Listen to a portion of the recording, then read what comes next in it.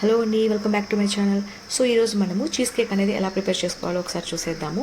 ఈ cheese cake అనేది ఎక్కడ చూసినా చాలా వైరల్ అవుతుందండి. చాలా టేస్టీగా కూడా ఉంటుందంట. ఒకసారి మనం కూడా ట్రై చేసి టేస్ట్ చేసేద్దాము రండి. ఫస్ట్ నాకు అవైలబిలిటీలో ఒక good day biscuit packet and ఒకటి వచ్చి మ్యారీగోల్డ్ ఉందండి. మనకి ఇంట్లో ఏవైతే అవైలబిలిటీలో ఉంటాయో అవి మాత్రం తీసుకొని చేసేయచ్చు. చాలా ఈజీగా. సో దీన్ని ఒక మిక్సీ జార్లో వేసుకున్నానండి. వేసుకొని ఫైన్గా మిక్సీ పట్టుకోవాలి.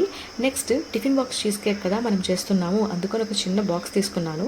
అందులో మనం ఇది వేసిన తర్వాత మెల్టెడ్ బటర్ ఉంటుంది కదా, అది వేసి బాగా కలిపి ఇలా అడ్జస్ట్ చేసుకోవాలి.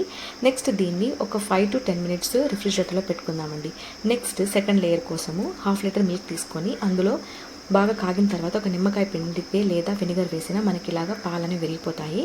నెక్స్ట్ చూస్తున్నారు కదా ఎంత బాగా వచ్చిందో. మీరు డైరెక్ట్గా బయట దొరికే పన్నీర్ అయినా యాడ్ చేసుకోవచ్చు. నెక్స్ట్ ఇక్కడ మనకి క్రీమ్ అండి, సెకండ్ మెయిన్ ఇంగ్రీడియంట్ ఇది. క్రీమ్ అనేది మనకు అందరికీ అవైలబిలిటీలో ఉండదు కాబట్టి మీగడ అండి, మనకు దొరికే మీగడ యూజ్ చేయొచ్చు. నెక్స్ట్ దీంట్లో షుగర్ కలిపి బాగా బ్లెండ్ చేసుకోవాలి. స్మూత్గా బ్లెండ్ అవుతుందండి. చూస్తున్నారు కదా ఎంత నీట్గా వచ్చిందో. దీన్ని సెకండ్ లేయర్ లాగా వేసుకొని థర్డ్ లేయర్ కోసము డైరీ మిల్క్ చాక్లెట్ కావచ్చు, ఏదైనా డార్క్ చాక్లెట్ మనకు కావాల్సింది పైన లేయర్ లాగా వేసేసి రిఫ్రిజిరేటర్లో పెట్టుకొని ఒక 2 hours తర్వాత తింటే చాలా టేస్టీగా ఉంటుంది. Trust me.